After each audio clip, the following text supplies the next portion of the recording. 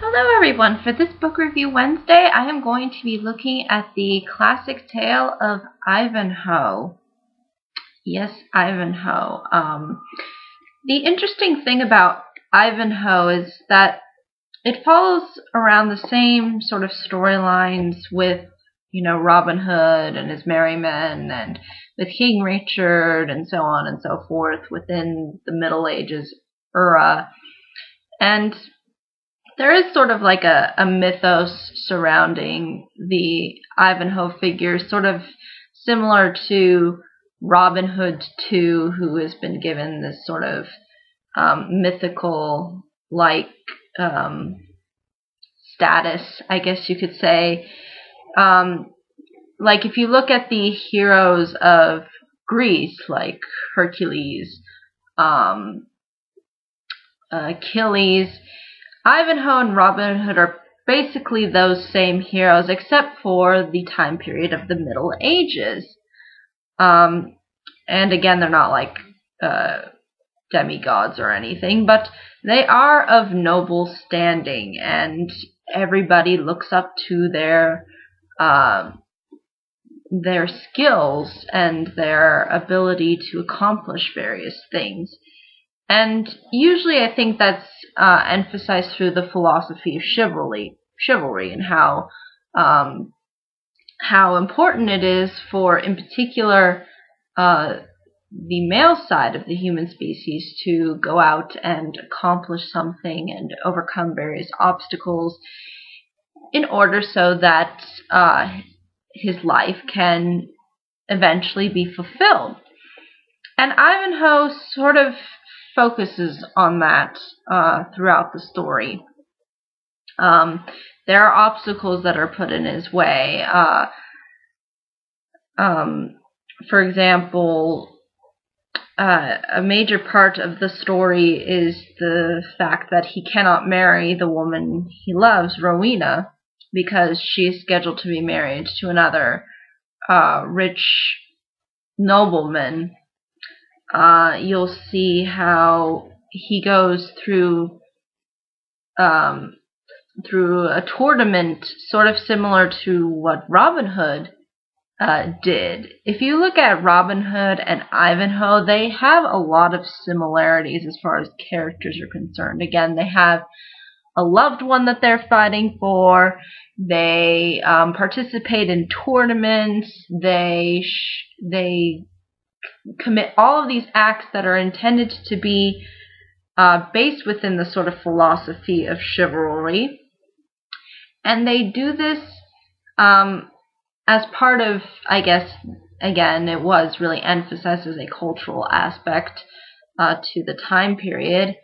And there is sort of this heroism that comes from this philosophy of chivalry and going out and accomplishing things in order to find fulfillment in life. And basically within this book, not only do you see Ivanhoe's sort of obstacles and struggles and his triumphs going through this sort of chivalrous journey to finally have fulfillment in life, there is sort of divisions within this story, within this book that are kind of along not only religious lines but on tribal lines.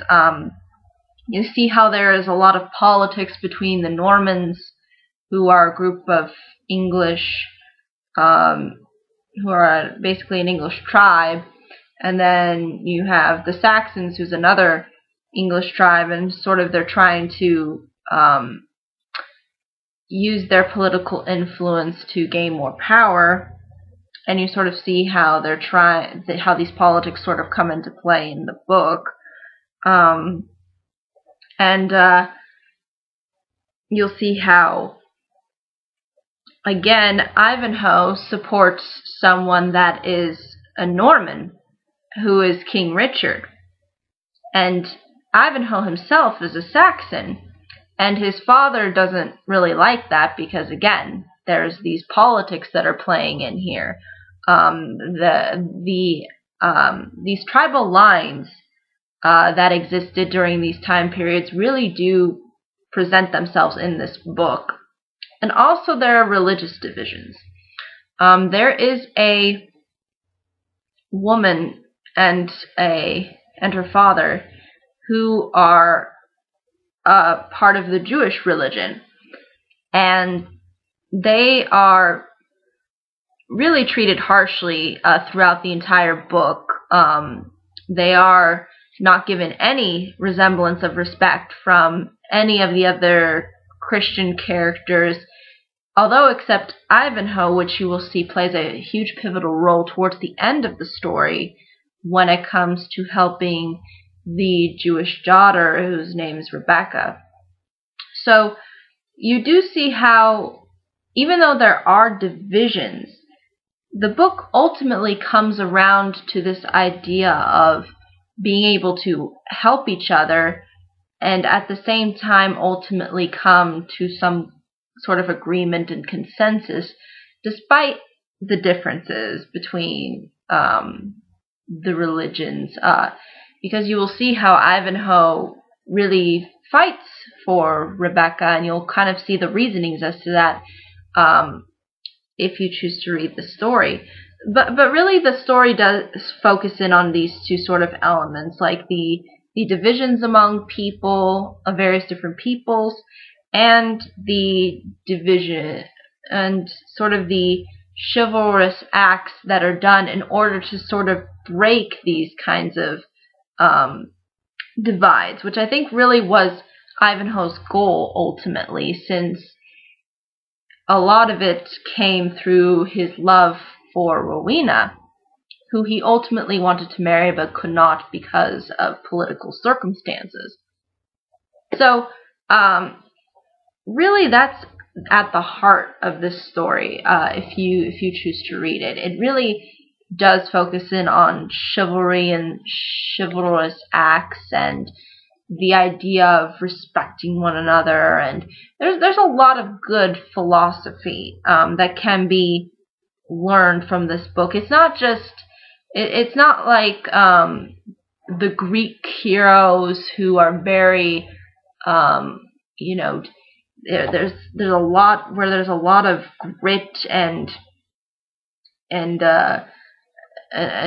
just a lot of strength with the muscles, so to speak, and and it's very godlike and just very, very mythical. Ivanhoe and Robin Hood, I think, are played as being a little bit more down to earth.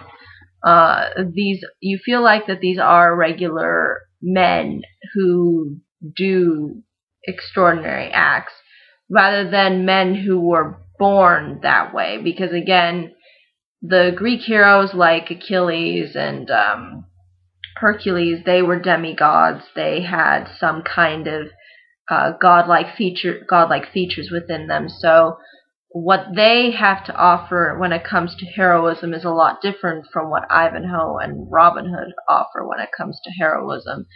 And you'll sort of see that play throughout the story, because you will see Ivanhoe get injured at one point.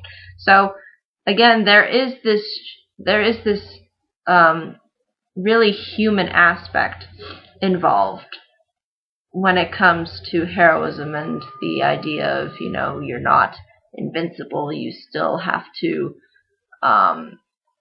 There's still going to be a lot of physical as well as emotional pain to overcome obstacles, rather than you going on a journey and heck, I do these whatever deeds and it's a piece of cake for me because I'm so great and so capable. They do, I think, play these heroes to be a little bit more human rather than godlike. So that's, I think, a big difference when understanding the different aspects of heroism. And again, chivalry encompasses more than just heroism and achievement and things like that. But a lot of the philosophical elements of the ideas of chivalry, I think, are really presented within the story, and presented really well. And they really show you how they can be really useful in helping society grow and solve problems. But ultimately, I think that's really all I can say about this book without giving anything too much away in regards to the plot and the characters. But if there are any questions, comments, concerns, I'd be more than happy to answer them.